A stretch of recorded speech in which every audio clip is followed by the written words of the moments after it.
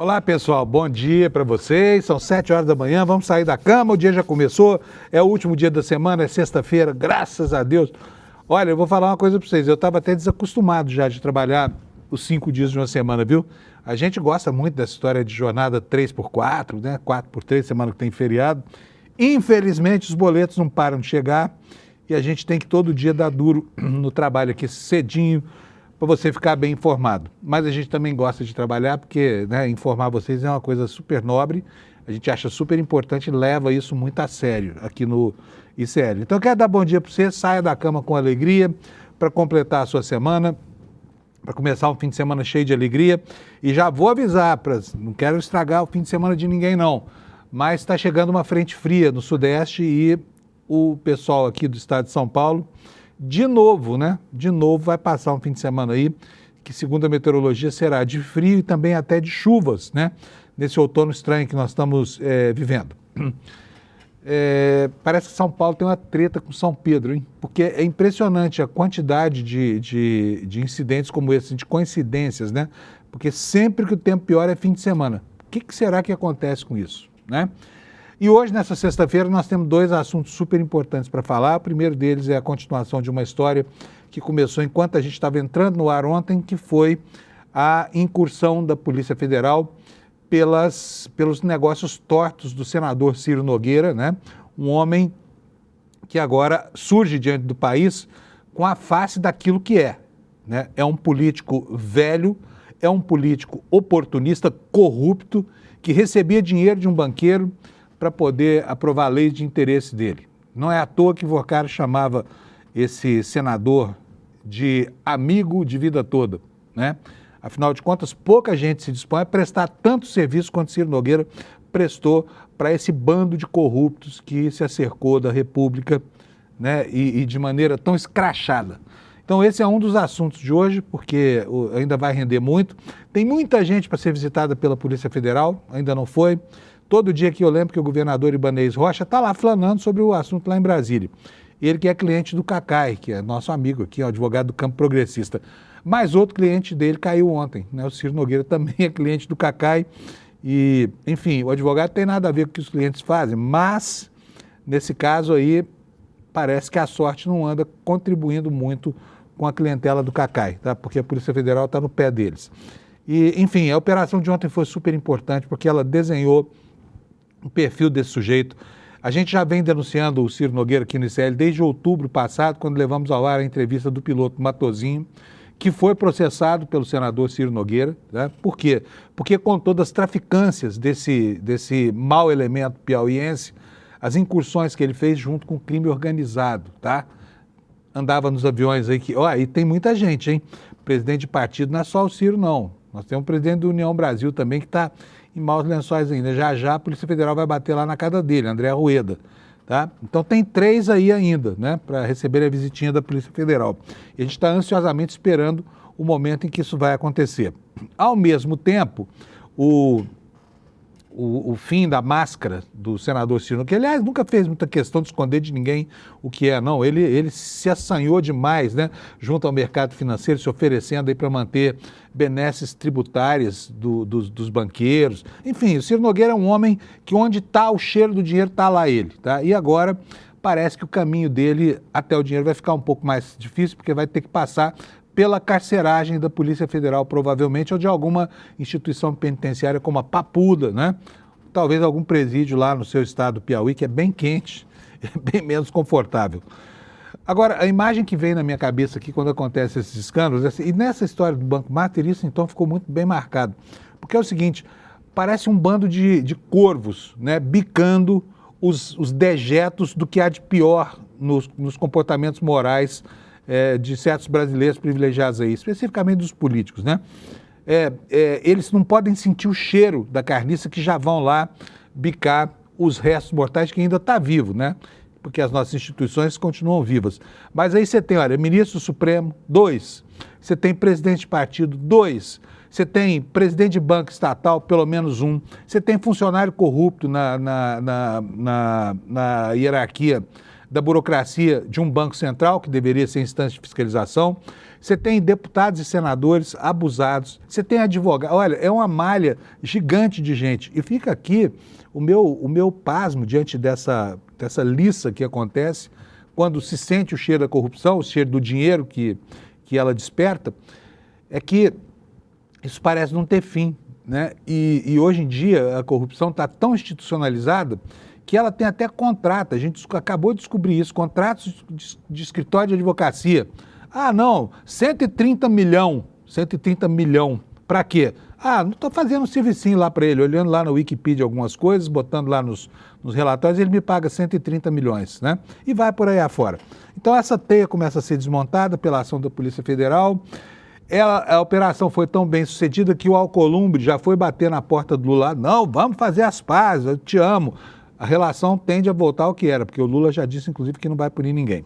Então esse é um dos assuntos. O segundo assunto é a incursão de Lula lá pelos Estados Unidos. Foi muito bem sucedida, sabe? Ontem eu ouvi críticas aqui de tudo quanto é lado. A direita está falando o quê? Se você está fora da bolha da direita, você não vai receber essas aleivosias, né? Mas a direita está falando que o Lula foi aos Estados Unidos fazer lobby para defender o Comando Vermelho e o PCC, o que é uma mentira deslavada. O que o Lula está tentando fazer é tirar a justificativa do Trump para uma ação mais direta aqui em assuntos que são do Brasil, porque os nossos grupos criminosos aqui são furiosos, são terríveis, promovem um caos na vida do país, mas não tem nenhuma pretensão, pelo menos que se saiba, de ascender ao poder, tá? Salvo uma iniciativa marginal ou outra, a tentativa de eleger um deputado, de fazer um ministro de uma instituição superior aí, eles não têm pretensão de chegar ao poder, não tem um projeto político de poder no Brasil. O que eles querem é vender cocaína, vender crack e vender maconha. E isso os diferencia muito dos grupos terroristas convencionais, embora a população na periferia das grandes cidades viva sob a batuta do medo provocado por essas instituições. Mas, enfim, o Lula foi lá, conversou com o Trump, tudo aquilo que era grave e não tinha solução em uma conversa, que deveria durar 1h10, durou 3 horas, vai virar grupo de estudos, né? Então, os nomes das autoridades brasileiras que ainda estão sancionados pela Lei Magnitsky, os nomes das autoridades que não podem pisar nos Estados Unidos, a filha do Padilha, 10 anos de idade, do ministro, está impedido de entrar nos Estados Unidos. O que essa menina fez contra o governo Trump ou coisa parecida? Não fez nada. Então o Lula pediu a remoção dessa lista, falaram sobre o que interessava para os Estados Unidos, que são as terras raras, e olha, foi bem isso que fez com que o Trump fosse tão cortês com o Lula lá, tá? Vamos lembrar, ontem, na véspera, o que a gente esperava? A gente esperava que houvesse ali uma... A gente estava, assim, assustado com a possibilidade de que aquilo fosse uma armadilha. Lembra que a gente falou isso aqui ontem, logo da abertura? E passamos os últimos dias, desde que essa viagem foi anunciada, pensando nos riscos que o Lula enfrentava de se desmoralizar diante de um autocrata que não tem o menor apreço pelos colegas dele, né? Já fez 5 vezes cenas que foram cenas terríveis lá no Salão Oval da Casa. Mas Lula não, Lula mandou bem, inverteu o eixo da comunicação. Aquelas cenas todas que a gente viu com o Zelensky, com o Ramaphosa, que é o presidente da África do Sul, com a primeira-ministra do Japão, aquilo tudo acontecia antes das audiências com o Trump. Primeiro ele humilhava os seus comensais e depois ele os levava lá para uma reunião que já tinha um resultado definido pela prévia, né? Que era sempre uma prévia de humilhação. Mas não aconteceu nada disso. Ele estendeu o tapete vermelho para o Lula, os dois conversaram. Como eu falei, a reunião devia durar 1h10, durou 3 horas, foi uma reunião muito respeitosa. Houve comunicados, embora não houvesse uma nota conjunta dos dois governos, houve 2 comunicados com uma certa informalidade, o Trump falando bem do Lula e o Lula falando bem do Trump, ambos apostando que os problemas entre os dois países vão ser resolvidos no futuro, sem prazo, né? Muitos grupos de estudo vão acontecer para que os países que têm posições divergentes possam encontrar um caminho do meio, um caminho comum que satisfaça a ambos. Então tá bom, tá bem parado. E de quebra, ainda roubou da extrema-direita a interlocução com o governo americano. Ou alguém duvida que o Brasil não precisa nada de Eduardo Bolsonaro, de Paulo Figueiredo, dessa caterva toda que está lá tentando destruir a nossa imagem? Não precisa. Essa batalha o Lula já venceu. Portanto, é um revés a menos, né? Porque na semana passada já houve 2 tão importantes que isso nem vai livrar a barra do presidente de enfrentar as consequências do que houve na semana passada. São os 2 assuntos. Eu vou logo chamar o Alex aqui para ver quais são os assuntos do campo do esporte. Está chegando a Copa, né? Bom dia, doutor Alex. Bom dia. O Alex ontem chegou aqui todo derrubado, estava um trapo. Hoje chegou bonitão já, né? Já está todo revigorado aí. Sarou? Sarei. Antes, Panunzio, bom dia. Um bom dia especial Bom pro dia. meu amigo Jaburu, que acompanha o Desperta, é fã do Fábio Panunzio. Opa! Então, Jaburu, um abraço especial aqui. E antes de começar tudo, deixa o like no canal, siga aqui para acompanhar os canais do ICL, as notícias. E ontem estava meio acabado, porém hoje é sexta-feira, estou com um sorriso no rosto, Panunzio. Vai pro baile funk esse homem. Sim. Tem que segurar o Alex na cadeira aí, que ele anda muito pouco ajuizado. Ô, Jaburu, obrigado, viu? Um abraço para você. Jaburu é talvez a ave mais bonita do mundo, né? Aquele pássaro enorme. Agora, o filhote do Jaburu é feio pra caramba, viu? Jaburu, eu não sei como é que foi a sua infância. E ele é lindo. Ele é lindo? Ele é um senhor de idade lindo pra caramba, Panunzio. Você está dizendo, é isso aí. A ave adulta é linda mesmo, mas a ave pequena é muito feia. Sim. Ô, Alex, vamos falar de futebol. O que tá rolando aí? Você prometeu ontem que ia falar sobre futebol feminino. Tem alguma coisa, não? Então, eu vou até pesquisar aqui, antes de eu começar Antes de começar, o que acontece? Não tem. Vai ter um jogo aqui, Cruzeiro e América Mineiro no futebol feminino, porém ainda está a definir o horário. Então, essa é a informação de hoje, em tempo real, apurações de Alequinho aqui no Desperta. Pois é, eu fico muito chateado com isso, porque as mulheres jogam muito mais futebol do que os homens, sabe? Sim. E o Brasil, na beira da Copa, pouco se fala sobre a mulherada aí. Mulherada manda muito melhor do que os homens, mas muito melhor mesmo. E o calendário delas é um pouco diferente do campeonato masculino, que o campeonato masculino começa em janeiro e vai até dezembro. No campeonato feminino, pelo que eu percebo, eu não vou mentir, eu não acompanho tanto, eu tento mais acompanhar aqui pelo Desperta. A gente consegue verificar a discrepância de jogos a cada uma semana e tudo isso. Então, eu creio que a gente tem que aumentar o número de jogos do campeonato feminino pra gente conseguir acompanhar. Mas a gente precisa ver também as mulheres jogando, prestigiar. Sim. Os empresários precisam patrocinar, né? Os clubes precisam fortalecer, porque está muito mal parada essa história aqui. E elas jogam muito melhor do que os homens mesmo, viu? Não há dúvida disso. Isso mesmo. Talvez a nossa redenção futebolística esteja justamente aí. Sim. Você me prometeu uma surpresa. Hoje eu perguntei alguma coisa para você mais cedo, nem me lembro mais o que foi, mas você falou assim, vou te falar no programa. O que era mesmo? Isso mesmo. Antes de começar a artezinha aqui, eu cheguei aqui no ICL e comecei a fazer a arte que a gente realiza aqui no Desperta, e eu vi que na manchete do jogo do Flamengo Independente Medellín não estava resultado, estava assim, cancelado. Nisso eu fui pesquisar o porquê foi cancelado. E nisso, antes de colocar o resultado aqui, eu vou pedir pro Anderson colocar, por gentileza, algumas imagens que eu vou colocar aqui na tela, Panunzio. Que é o que acontece. Ontem, com 3 minutos de jogo, a bola rolando, a torcida do Independente Medellín começou a fazer protestos contra o time. Por quê? Contra o próprio time, contra o Medellín. Isso, aqui são as artes que a gente conseguiu Bastardos. Isso, que aqui eu vou até dar os créditos pro fotógrafo, que é o Jaime Saldarriga, do AFP, que tem essas fotografias aí. O que acontece? No domingo, o Independente Medellín foi desclassificado ali do campeonato colombiano pelo Deportivo Águias Douradas. E nisso, o principal acionista do clube, Raul Giraldo, invadiu o gramado e protagonizou uma discussão ali com os torcedores. E na saída de campo, gesticulou para a torcida e gesticulou em direção como se estivesse comemorando uma vitória após a desclassificação do campeonato colombiano. O Neymar fez aqui também, mês atrás. Isso, foi basicamente isso, meio que tirando a onda com a torcida. O que acontece?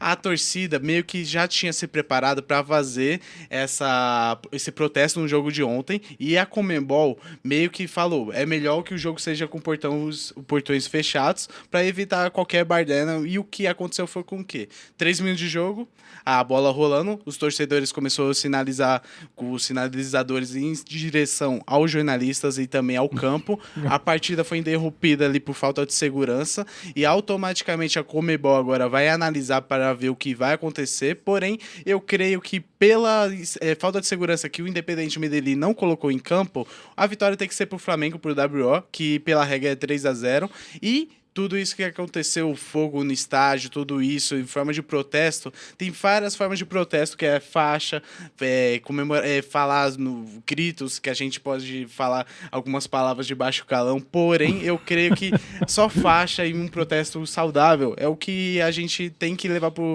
pra em campo e tudo, e ao invés de você atacar profissionais que estão ali para cobrir um evento e colocar também situações das mulheres, os homens, e também as crianças que estavam no estádio, que não tem nada a ver com essa baderna que foi feita ontem, Panusa. Parece que eu não sei qual é o problema lá na Colômbia, mas pelas faixas aí parece que eles estão as turras lá com as bets deles também, hein? Sim, aqui Né? eles estenderam o Conmebol, casa de apostas, muito dinheiro, pouco futebol, fora cagões. Exportadores de merda aí, ó. Sim, e aqui transformaram De o campo em merda, um aliás, de cemitério, merda. mortos. Isso. E Então alguém foi se machucou nesse protesto ou ficou tudo bem? Ficou tudo Pessoal? bem, porque após começou a generalização do ato ali dos torcedores, o árbitro encerrou a partida, pediu para os jogadores irem para o estádio e fazer a evacuação do estádio, e nisso vamos aguardar os próximos passos, porém que eu creio que a punição para o time e para a torcida do Independente Medellín tem que ser feita, porque o Flamengo não tem nada a ver, fez a viagem para a Colômbia para passar por tudo isso e sua segurança ser colocada em jogo, Panusa. Atenção, flamenguistas, vocês que no ano passado tiraram o Palmeiras de tudo quanto foi disputa do campeonato, tudo mais, vejam a defesa enfática de um palmeirense Sim. da gema, né? Isso de que mesmo. vocês tenham os pontos dessa partida aí. Isso Gostei, mesmo. viu? E eu não tô sendo mais clubista aqui no Desperta, hein, Panusa? Não tá muito bom assim. Parabéns, Alex. Muito obrigado. E tirando esse caos que foi ontem, como já é 7h17, eu sei que a programação tem o Kleber Lourenço, o nosso Luiz Costa Pinto. Eu só vou passar aqui rapidinho. O seu Mirassol ganha de 2-0 da LDU. Meu ex, Seu tá? ex. Foi só deixar o time e começou a ganhar de novo. Quer dizer que é pessoal esse negócio. Isso Eu não mesmo. tô aceitando isso. E também tivemos 2 jogos na Sul-Americana. Eu peço perdão para a torcida do Bragantino, que eu não coloquei ontem, porém teve o jogo do Bragantino ontem. O São Paulo empatou 0-0 com o Orwings. E o Bragantino, me perdoe, quase falei a palavra, e ganhou de 6-0 do Brumming, jogando na Bolívia, e foi uma goleada. Então, parabéns para a torcida do Bragantino. E para o São Paulo, que está bem também na Sul-Americana. Boa sexta-feira. E peraí, e o Lândia? O Mulândia tá aqui pra nos... Ó, eu pesquisei, tá aqui, ó.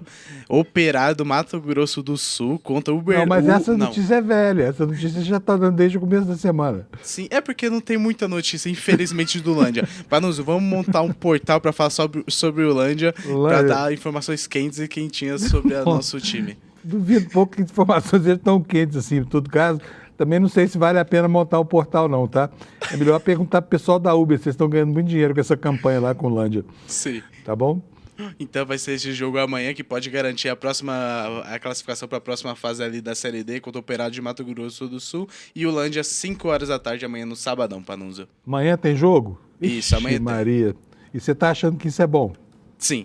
Do Lândia, sim, porque eu vou torcer igual eu torço pro Palmeiras, só que eu estou ficando um pouquinho distante do meu verdão, mas irei retornar. Vamos nessa, meu lindo. Tá bom. Abraço, Alex. O Alex é muito engraçado, gente. Lândia é demais, né? Foi ele que botou esse apelido no clube aí. Deixa eu mostrar rapidinho aqui a capa do nosso iclnoticias.com.br. Gente, hoje, né, nós temos aqui, olha, esse destaque aqui, superlativo, saldo positivo, presidentes gostaram do resultado da reunião. É a matéria principal do nosso site. Matéria principal hoje são duas, na verdade, né? Essa é uma delas. A gente vai falar bastante sobre isso daqui a pouco com o Lula e com o Kleber. Olha, temos novidade também na série que a equipe da Juliana Dalpiva está fazendo, mais uma matéria mostrando a apostila dos Estados Unidos sobre técnicas de tortura, né? Sobre lavagem cerebral que inspiraram ações da ditadura brasileira, tá? As repercussões aqui da sujeira toda em torno do nome na lama desse sujeito, que é o Ciro Nogueira, um homem tão importante, tão cheio de poder e tão pouca decência, né? Mas, enfim, agora o desgaste chegou à seara deles lá, dos iguais a eles, né? E está aqui a manchete do nosso site que os aliados do Flávio Bolsonaro finalmente admitiram desgaste com esse sujeito aqui, né? E a reação ontem nas redes sociais foi uma reação mista, tá? Foi uma reação de duplo ódio. Daqui a pouquinho a gente vai ver. E, consequência, o Ciro Nogueira cancelou uma audiência que teria na Justiça com o Mauro Matosinho, que foi o piloto que abriu a série de denúncia em outubro passado aqui no ICL, sobre o comportamento desse sujeito, né? Do senador Ciro. É difícil chamar assim um cara que tem uma capivara desse tamanho de senador da República, mas enfim, o povo do Piauí quis, a gente não vai discordar. Entre os destaques secundários, a terceirização incrível nos setores, nas empresas do setor elétrico, já chega a 80%, quer dizer, de cada 10 empresários de uma empresa do setor elétrico, 8 são terceirizados, têm relações frágeis de emprego e perdem muito com isso, tá? A informação também aqui no nosso portal, matéria que o Kleber vai mostrar para a gente daqui a pouquinho, dá conta de que o Tarcísio continua a embromation lá com o Supremo Tribunal Federal, quando o assunto são as câmeras corporais da Polícia de São Paulo, né? Que recalcitrante não quer, porque não quer fazer uso que a Justiça recomenda desse tipo de equipamento, que pode sim impactar positivamente os índices de violência policial. E aqui uma informação que começou a ganhar corpo ontem sobre a pressa do Alcolumbre. Vendo chegar a Polícia Federal na casa do Ciro Nogueira, o Alcolumbre resolveu bater na porta do Lula. Vamos fazer as pazes, Lula. Vamos esquecer nossas escaramuças, tá? O ministro Flávio Dino continua a sua empreitada contra as emendas e agora proibiu o saque em dinheiro de emendas parlamentares, que é um absurdo mesmo. Como é que uma prefeitura vai sacar em dinheiro algo que é do orçamento, sabe? Sem um programa, sem nada. É impressionante isso, né? Esses são os destaques de hoje aqui do nosso ICL. Vou logo chamar o Kleber Lourenço, que já está me esperando às 7h22. Kleber, bom dia para você. Cadê você? Apareça com as novidades. Alô, Kleber Lourenço? Kleber Lourenço. Onde está você, Kleber Lourenço? Estou aqui. Oh, mas que maravilha. Tudo bom, Kleber? Bom dia. Tudo ótimo, Panunzio. Bom dia para a nossa comunidade também. E aí, Kleber, que dia agitado que foi ontem? Um dia tranquilo no Brasil, né? Mais um dia no Brasil. Um dia normal, né? Um dia super normal. E, enfim, o rosto do Ciro Nogueira fica cada dia que passa mais bem delineado por essas aprontações que a gente está conhecendo agora, né? Olha, eu já estou nessa vida de jornalista há mais de 45 anos. Eu me lembro de tipos escrachados, Romero Jucá, por exemplo, né? Que lidaram com essas informações de corrupção com galhardia. Agora, gente escrachada como o Ciro Nogueira eu não vi, não conheço, sabia? Pode falar de Paulo Maluf, mas o Ciro Nogueira tem o dom da ubiquidade. Antes era cada um no seu quadrado e a corrupção acontecia de maneira nichada, né? Hoje não, ela é generalizada. E o Ciro Nogueira é um dos artífices dessa generalização absoluta, que eu sempre falo que ele é o homem da ubiquidade dos escândalos. O que você tem a dizer sobre ontem? Ele fala com a voz bem mansa, uma coisa serena ali, ele não foge da estridência e acaba falando os maiores absurdos e até às vezes besteiras com essa voz mansa que acaba ludibriando alguns ouvintes. Eu pedi para a nossa equipe separar um vídeo dele do ano passado, a gente chegou até a noticiar bastante isso aqui no ICL Notícias, dele inclusive, se espantem, decretando até mesmo a morte eleitoral do governo Lula, de que era uma coisa inviável.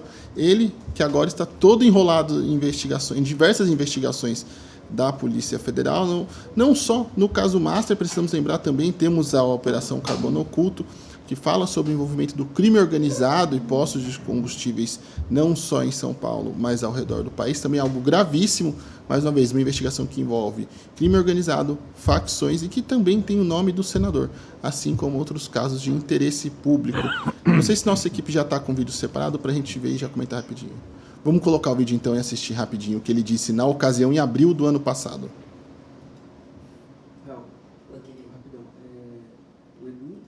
Não tem slide hoje, né? Só o papo legal. Com a derrota em que ele tem possibilidade de perder até no próprio Nordeste. Então, acho que é irreversível a questão da popularidade dele. Acho. Eu faço pesquisas qualitativas e as pessoas não veem mais capacidade do Lula de transmitir otimismo, esperança na vida delas. não tem mais essa capacidade. Isso está muito claro, inclusive, não falo nem do resto do país, mas inclusive no Nordeste. Veja, as pessoas já estão um efeito um pouco baile. As pessoas não tem mais expectativa desse atual governo. É um governo velho. Acho que é só esse registro muito importante que eu queria fazer em relação ao Ciro Nogueira e também trazendo um paralelo com a operação de ontem.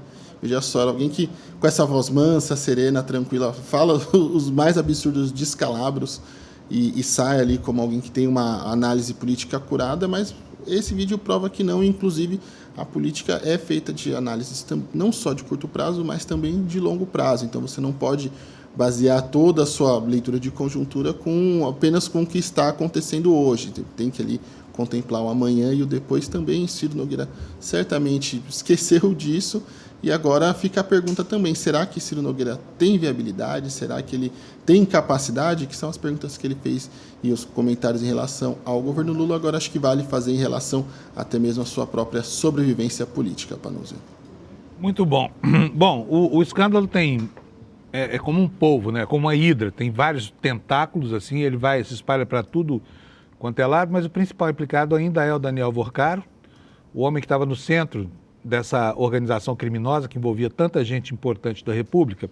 E o Vorcaro, quando falou em delação premiada, ele ganhou logo um presente do ministro responsável por isso, que é o ministro André Mendonça. Ele saiu da Papuda e foi levado lá para a Superintendência da Polícia Federal, que pode ser considerado o hotel 5 estrelas dos gangsters brasileiros. Né, Kleber? Mas o conforto dele correu riscos sérios, já continua correndo riscos, até porque, ao que se sabe, com notícias que a gente já discutiu aqui no dia de ontem, o ministro está muito insatisfeito com a proposta de delação premiada, porque se descobriu, entre outras coisas, ontem, com a operação de ontem, né, a mesada do Ciro Nogueira, que não faria parte dos anexos apresentados pelo Daniel Vorcaro. E o presídio de luxo do Vorcaro, essa série especial lá na PF, está ameaçada, né, Kleber? Ele pode sim voltar para Papuda. Aliás, que é o lugar que eu acho que ele não deveria ter saído, mas enfim, tem que tirar ele de lá e devolver, já que a delação premiada dele parece que é inservível, porque ele está disposto a contar só o que a Polícia Federal já sabe, não é isso? Então, essa questão da delação premiada do Daniel Vorcaro, ela é um tanto quanto controversa. Como é algo que corre sob sigilo, então acaba abrindo margem para as mais diversas e possíveis especulações. Depois do gabinete do ministro André Mendonça ter falado comigo e explicado que não tinha posse do conteúdo da delação premiada de Daniel Vorcaro, também ontem na Folha de São Paulo o gabinete voltou a reafirmar que não estava em posse dessas informações, Panunzio. Eu também conversei com membros tanto ali do entorno do ministro André Mendonça, quanto também na Polícia Federal e na Procuradoria-Geral da República, sobre esse pedido da Polícia Federal. Eu acho que o print está errado aí, pessoal, é o outro. Mas sobre essa delação premiada, esse pedido da Polícia Federal para que o Daniel Vorcaro volte para a Papuda, o que eu descobri, Panunzio, conversando com todas essas fontes? Que esse pedido foi feito no dia 24 de abril, antes de qualquer apresentação formal da delação premiada de Daniel Vorcaro. E segundo essas fontes com quem eu conversei, todas foram unânimes em me falar que já tinham, que esse pedido da Polícia Federal não tinha qualquer tipo de relação com o conteúdo da delação. E mais uma vez, André Mendonça, conforme vem falando publicamente através do seu gabinete, não tem acesso ao conteúdo da delação. O que eu apurei também com essas mesmas fontes? Que esse pedido de transferência teria a ver com os acordos firmados para a delação premiada. No entendimento dessas fontes, que não abriram o motivo e alegaram que por o caso estar em sigilo, ser muito rumoroso, eles não iam abrir o motivo, mas falaram que uma das coisas que estava ali no radar das autoridades era que ele mostrasse sinais da colaboração, porque até aquele momento ele falou, vou colaborar, mas ficou tudo muito vago, muito aberto, e aí isso acabou incomodando as autoridades, do tipo, ele deve ter feito esse pedido só para tentar sair da Papuda, para tentar enrolar as autoridades, então por isso que surgiu esse pedido. A delação, a proposta, na verdade, não é nem a delação, a proposta de delação premiada, Panunzio, ela só foi encaminhada oficialmente na terça-feira, no último dia 5, ou seja, praticamente 11 dias depois do pedido da Polícia Federal de que ele fosse devolvido à Papuda. Também, membros da PGR com quem eu conversei falaram que já identificaram a origem desses boatos de que, por exemplo, André Mendonça teria recebido uma minuta, ou que a Polícia Federal teria recebido uma minuta da delação, ou algo do tipo. Eles alegam de forma categórica que isso não existe, não houve apresentação de qualquer tipo de documentação em relação a isso antes do dia 5, e já identificaram a fonte desse boato que se espalhou pela imprensa e que já estariam tomando providências em relação a isso. Então, isso só mostra o volume da confusão em relação ao caso Master e como o sigilo do caso vem sendo aproveitado por diversos atores interessados na situação para criar mais confusão e espalhar mais informações difusas sobre a operação da Polícia Federal e as investigações que envolvem esse escândalo bilionário. Bom, vamos falar sobre a resistência do governo do Estado de São Paulo ao uso de câmeras por policiais militares. O governador foi claramente um opositor dessa medida, relutou em aceitar, só colocou as câmeras mesmo a partir do momento em que o Supremo Tribunal Federal passou a obrigar que isso acontecesse. Mas passado um ano que o Supremo estabeleceu diretriz para o uso de câmeras em São Paulo, o governador, segundo a apuração do Kleber Lourenço, continua dando um somebody love lá no Supremo, porque não entrega os indicadores do uso, ou os indicadores do mau uso, principalmente, desses equipamentos. O que está acontecendo, Kleber? Olha, Panunzio, a gente já vem falando sobre o descalabro na segurança pública de São Paulo e no descontrole completo das polícias no Estado, e esse é mais um retrato desse descontrole e desse descalabro promovido pela gestão Tarcísio de Freitas. O que eu avaliei com os números oficiais do Estado de São Paulo?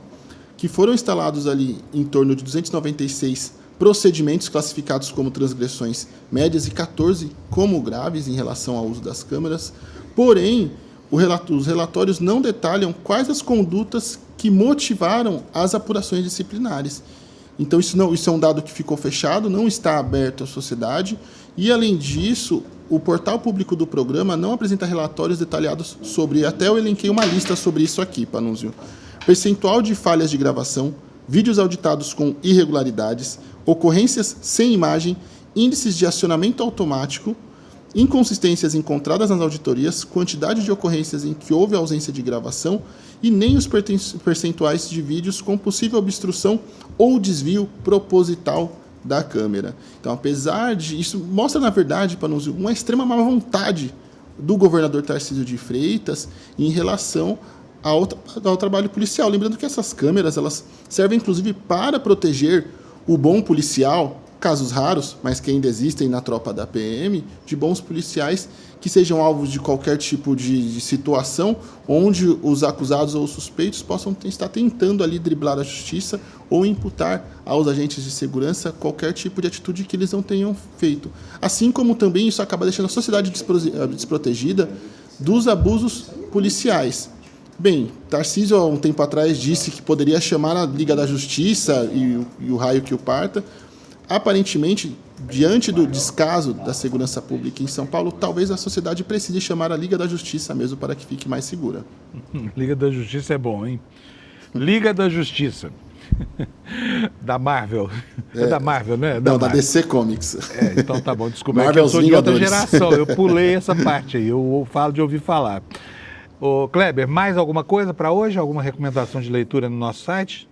Sim, no nosso site tem uma matéria também sobre uma decisão muito importante do ministro Flávio Dino.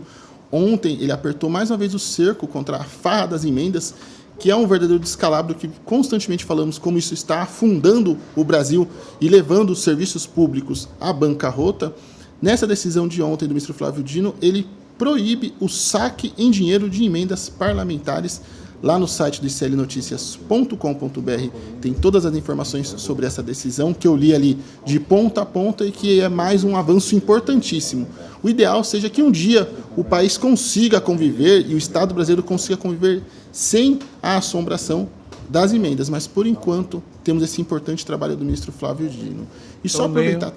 Pode falar, Pode falar, por favor, Kleber.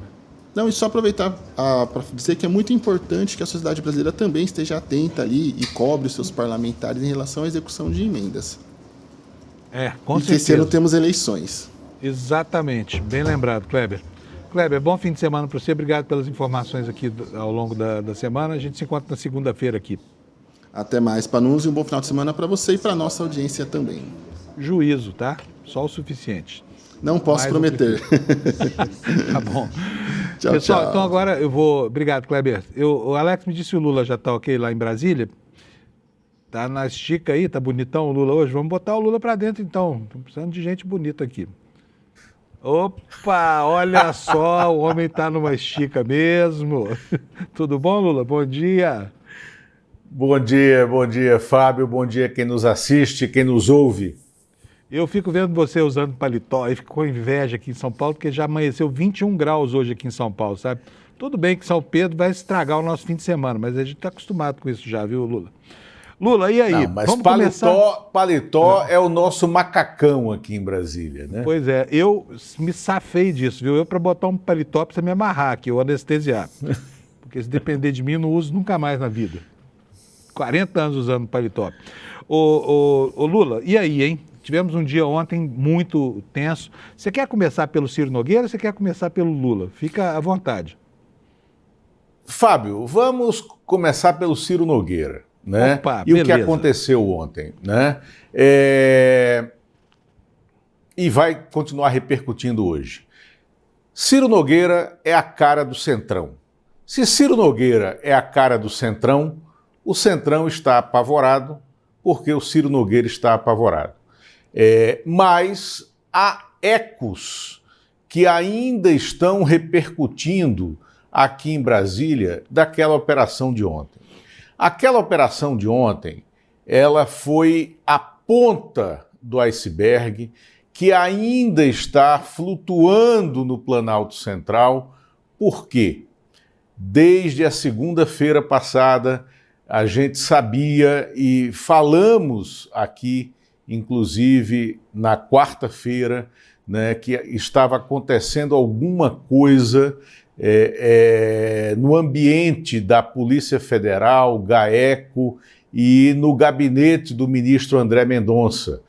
Porque o ministro André Mendonça passou a segunda-feira inteira despachando atos sigilosos decorrentes do esquema, do escândalo Master Reag.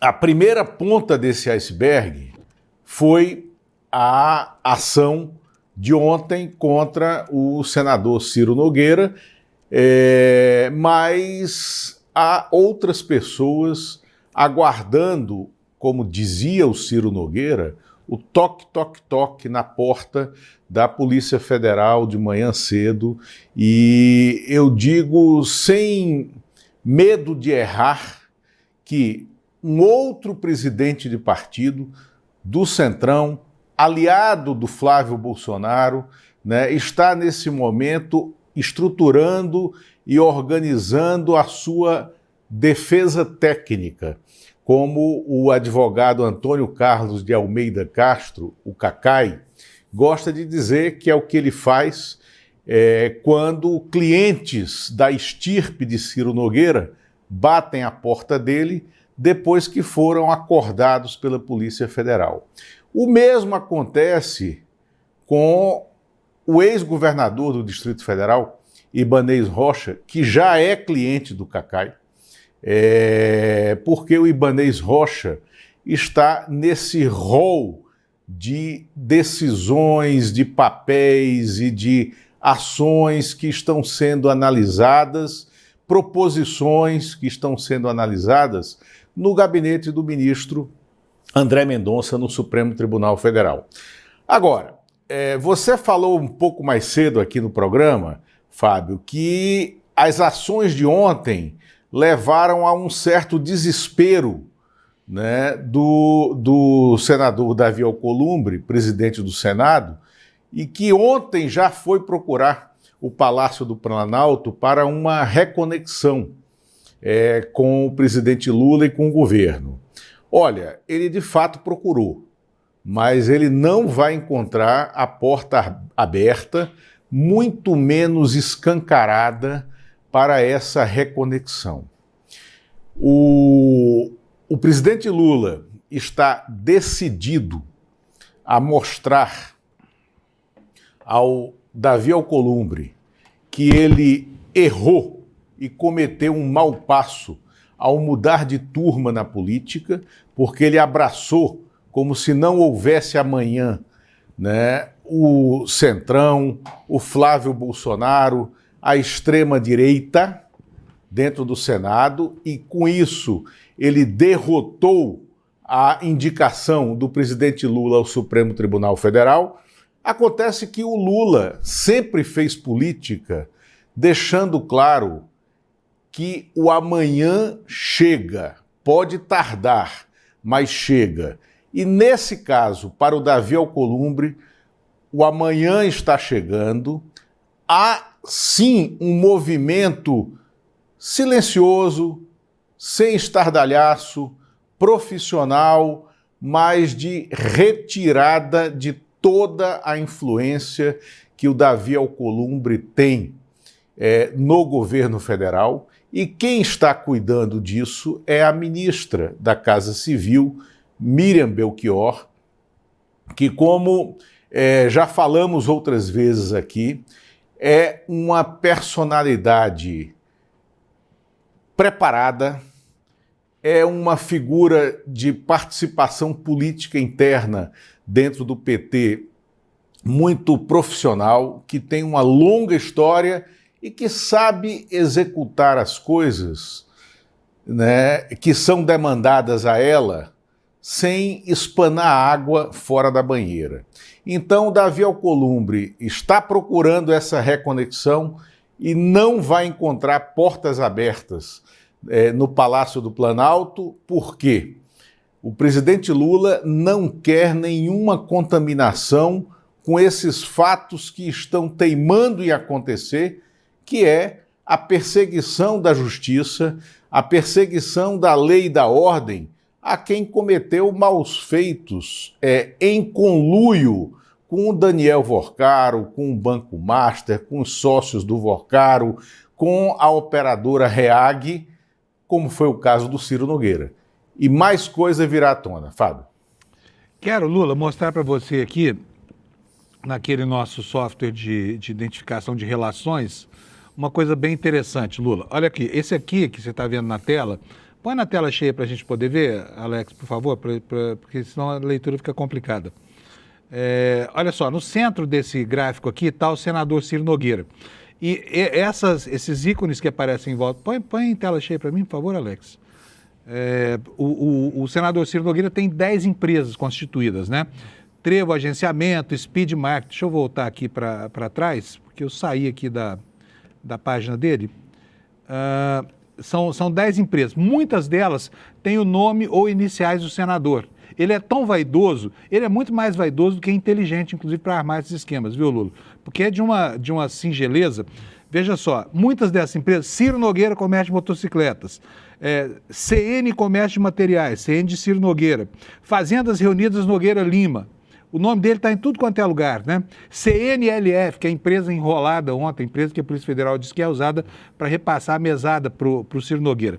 Aí você pega essas empresas aqui, vamos pegar aqui uma sobre a qual a gente já se bateu aqui, que é a Ciro Nogueira Comércio de Motocicletas, CN Motos, né? Ele tem 3 sócios nessa empresa, que são a ex-mulher e 2 filhas. Se você pegar aqui, olha só, repara bem, hein? O Ciro Nogueira, sócio de 10 empresas. Vou mostrar para vocês a declaração de bens que o Ciro Nogueira apresentou em 2018, quando foi candidato a senador, Lula. Ele só admite que é dono de 3 empresas. Olha aqui, ó, sócio proprietário, cadê? Põe no ar para mim, Alex. Sócio proprietário da empresa Ciro Nogueira Comércio de Motocicletas, 94% do capital social, ou seja, é dono único, né? Aí vem aqui, olha, sócio proprietário da empresa CNLF, que é a empresa enrolada no dia de ontem, tá? E aqui embaixo, sócio proprietário da empresa Ciro Nogueira Agropecuária e Imóveis Limitada. 3 empresas somente, mas ele tem 10, tá? Ele tem 10 hoje. Pode ser que não tivesse na época dessa declaração aqui. Aí vamos voltar aqui para aquele diagrama. Aí você pega, olha, o Ciro Nogueira é sócio da Ciro Nogueira Comércio de Motocicletas e tem uma das filhas, que é a Duda, que é influencer, tem 28 anos de idade, como sócia. E aí, a Duda é sócia de uma empresa que chama Ciro Nogueira Agropecuária e Imóveis Limitada, mas o Ciro Nogueira, que dá nome à empresa, não é sócio dela. E assim vai uma série interminável de outras empresas que aparecem no arrasto dessa empresa aqui, tá bom? Se você pegar lá na CNLF, e aí começam a aparecer os irmãos, por exemplo, esse Raimundo Neto e Silva aqui em cima, que é sócio da Ciro Nogueira Agropecuária, da qual Ciro Nogueira, que dá nome à empresa, não é sócio, ele tem uma constelação de empresas ao redor dele, tá? E muitas dessas empresas também levam as iniciais ou o nome do Ciro Nogueira. Então ele vai deixando marcas, não é difícil estabelecer o papel que o Ciro Nogueira tem na montanha de relações empresariais que ele costurou para esconder, né, o crescimento do seu capital. E só para informação de vocês, aqui aproveitando a declaração de imposto de renda, Ciro Nogueira já era rico em 2018, tá? Ele tinha um patrimônio que ele declarava de 23 milhões, mas era um patrimônio incompleto, porque não compunha as outras sociedades dele, e muito do que ele tem está escondido debaixo de filho. Agora é impressionante como esses vigaristas da política fazem, inclusive, filhos, esposas, ex-esposas, de laranjas, porque na verdade é exatamente isso que acontece, né, Lula?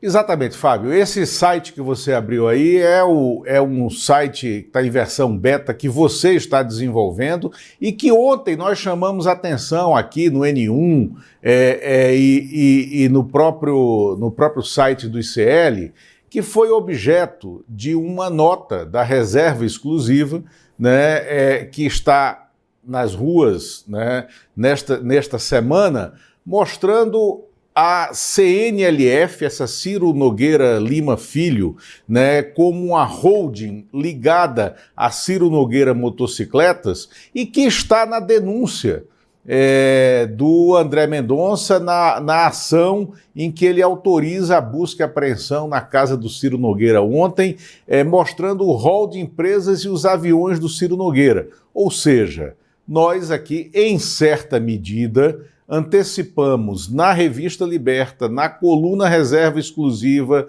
né, um pouco dessa ação que acabou acontecendo. E quero dizer, Fábio, que navegando nesse site que você desenvolveu, o que me espanta é que quando a gente vai clicando no nome do Ciro Nogueira, vai se abrindo sempre uma chuva de empresas, e eu comparei isso aos céus de Copacabana em dia de Réveillon. Parece que são fogos de artifício, entendeu? A gente vai clicando e vão abrindo as empresas, assim, o leque de empresas. Isso chama muito a atenção e isso é a cara do Centrão. Volto mais uma vez a esse ponto. Ciro Nogueira, agoniado com a Polícia Federal nas portas da casa dele, agoniado com o ministro André Mendonça autorizando ações a partir, né, de dados que foram extraídos do celular do André Vorcaro, das relações impróprias que eles tinham na política. É a cara do Centrão e o Centrão está apavorado. O Centrão está apavorado porque se aliou à extrema-direita e agora está sendo exposto em sua natureza criminosa de operação política. É isso que está acontecendo. Haverá mais, porque há outras personalidades desse Centrão que estão na ponta da agulha do Supremo Tribunal Federal. Quero aproveitar aqui, tenho certeza absoluta que eles não estão nos assistindo, mas quem tiver relação com eles, fala para o governador, para o ex-governador Ibanez Rocha, fazer uma malinha, já deixar prontinha aí do lado dele, na cômoda, ao lado da cama, porque vai precisar, com os remédios, a escova de dentes, tá? Um pijaminha para ele usar lá dentro da papuda, o presidente do União Brasil também. Prepara a mala, é melhor deixar por aí, porque a Polícia Federal vai bater na casa de vocês. Não há como não bater, Baterá. Né? Baterá. Baterá. E o advogado é o Cacai, tá? Tá bom. O Cacai está surfando nessa onda, né? Enfim, vamos lá. Vamos falar agora sobre o Lula ontem lá nos Estados Unidos. Porque enquanto nós temos más notícias, por um lado, não são más notícias, porque o deslindar de um processo criminoso e corrupto, como as relações desse Daniel Vorcaro com a alta corte brasileira, né? A alta corte no sentido metafórico, mas também tem a alta corte judicial nessa história aí, que está merecendo também uma busca e apreensão, viu? Mas vamos lá. o Lula foi ontem para os Estados Unidos, foi uma viagem arriscada, a gente mesmo não sabia o que ia acontecer aqui na véspera da viagem, que foi a quarta-feira, mas a viagem foi muito bem sucedida, o Trump estendeu o tapete vermelho, falaram sobre tudo que tinham que falar, com a sinceridade habitual do Lula, e muita coisa não tinha solução, porque é produto de posições divergentes entre Brasil e Estados Unidos, vai virar grupo de estudo, grupo de trabalho, né? Como é que você avalia essa ida do Lula aos Estados Unidos? Você acha que a extrema-direita perdeu definitivamente o discurso de que o Trump é um aliado só deles, o Lula? Perdeu, Fábio. A oposição ao presidente Lula achava que colheria frutos dessa viagem, até porque poderia colher imagens daqueles trampos, daquelas presepadas que o presidente Trump promove contra chefes de Estado que vão aos Estados Unidos para discutir com eles questões que são próprias da diplomacia universal, da diplomacia entre nações independentes. E não foi o que aconteceu. O presidente Lula retoma a agenda nacional hoje aqui em Brasília com a fama de ser o barbeiro de Washington. Ele fez barba, cabelo e bigode ontem na visita. Ele coreografou a visita desde o início, naquela entrada cortês e quase triunfal na Casa Branca, sendo recebido na ponta do tapete vermelho pelo presidente Donald Trump, até o cancelamento da entrevista coletiva conjunta entre os dois chefes de Estado. E por quê? Porque, veja bem, a reunião foi tão boa, né, não só pelo que foi falado, mas também pelo que não foi falado. A gente dizia aqui no ICL que a questão do PIX, que era colocado na imprensa tradicional brasileira como um dos temas centrais da discussão, que o Donald Trump iria rechaçar o PIX brasileiro, não foi sequer tratado. Não foi tratado na mesa de negociação porque não era tema para ser tratado ali. No final, virou até um xiste do presidente Lula, dizendo que qualquer dia desses, até o Trump vai fazer um PIX, porque empresas americanas já fazem PIX aqui dentro e gostam muito, né? Então, não foi esse o tema tratado. O presidente Lula colocou os assuntos na mesa, acabou com aquela nuvem que se fazia presente aqui no país pela oposição de que ele é uma espécie de Joe Biden na presidência e que poderia retirar a candidatura. No próprio post que o Donald Trump fez, ele chama o Lula de um presidente muito dinâmico, ou seja, foi o Lula que comandou a agenda ontem no Salão Oval da Casa Branca, dizendo o seguinte: pera lá, ô Trump, me escuta, vamos colocar os nossos ministros e secretários de cada área para discutirem as divergências e daqui a um mês a gente apresenta determinados relatórios quanto às questões comerciais, quanto às divergências que a gente tenha sobre tarifas e tributos, né? E aí a gente volta à mesa de negociação para o combate ao narcotráfico e à lavagem de dinheiro. Estão aqui o meu ministro da Fazenda, o meu ministro da Justiça, e nós queremos endurecer todas as políticas de combate ao narcotráfico e à lavagem de dinheiro da maneira como os americanos querem. E não se discutiu a colocação, a transformação, né, pelo governo americano, né, das facções criminosas ligadas ao narcotráfico e às milícias daqui de dentro, como o PCC e Comando Vermelho, como organizações terroristas, o que fragilizaria, né, o controle interno das fronteiras brasileiras. Então, o presidente Lula acabou com os argumentos da oposição interna em relação à sua fragilidade como agente negociador internacional. Ele não permitiu que o Donald Trump fizesse as suas pantomimas pós-audiências com outros chefes de Estado e ele controlou de maneira absoluta a agenda, Fábio. Foi mesmo, inclusive mudando o ritual lá, né, que previa aquela cena do escracho lá, que é aquela entrevista coletiva prévia, que terminou mal muitas vezes. O Lula conseguiu mudar isso, falou que não queria aquilo, primeiro conversar, depois gravava entrevista. E muita gente criticando o fato de que não houve uma nota conjunta dos dois, mas houve duas manifestações coincidentes. A do Lula, que foi muito generoso na entrevista coletiva que deu logo depois, e a tuitada na Truth Social lá do Trump, que chamou o Lula de muito dinâmico, elogiou o Lula. Enfim, os dois têm realmente, assim, nunca vi duas pessoas tão diferentes que têm tantos caminhos, né, para se entender. É incrível isso. Muito disso graças ao... Mas aí vai da capacidade de sedução do presidente Lula, porque você lembra que o Lula também seduziu o George W. Bush, presidente republicano, e tinha com o George W. Bush uma relação até melhor do que a que ele criou com o presidente Barack Obama. E olha que a relação do Lula com o Obama era muito boa, a ponto de o Obama apresentar Lula num evento internacional como este é o cara, that's the guy, né? E rindo e abraçando e tal. Mas a relação pessoal com o George W. Bush era ainda melhor.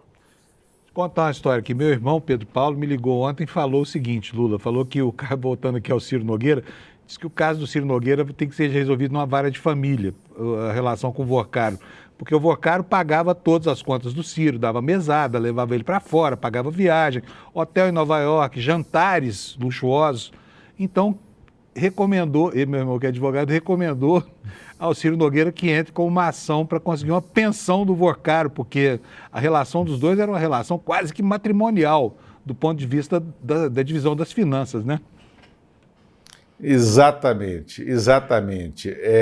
Mas aí fica para um outro comentário que eu posso vir a fazer em relação ao comportamento privado e pessoal dessas duas personagens. Acho que vou até fazer, Fábio, mas em outro momento, talvez segunda-feira. Tá né? bom, Porque antes de descer aqui, a gente está com pouco tempo, mas só quero chamar a atenção que enquanto o país e o mundo paravam para assistir o que acontecia em Washington, com o presidente Lula e o Trump, e em Brasília, com as buscas e apreensões a Ciro Nogueira, em Goiânia, Goiás, acontecia uma operação que só veio à tona na noite de ontem, mas aconteceu durante todo o dia, que levou para a cadeia, né, a sogra do governador Daniel Vilela, governador que era vice do Ronaldo Caiado, que assumiu o cargo, que é o favorito à reeleição em Goiás, pelo MDB, apoiado pelo Caiado.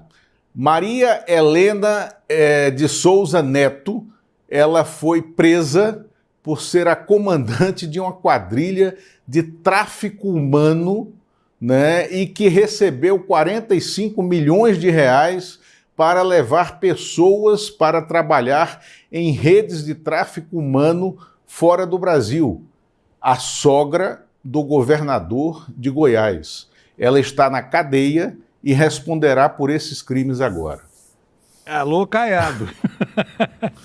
Você que fala que bandido bom é bandido morto e tudo mais. Ih, olha aí, vai arranjar confusão com o seu vice, se der um tratamento. Né?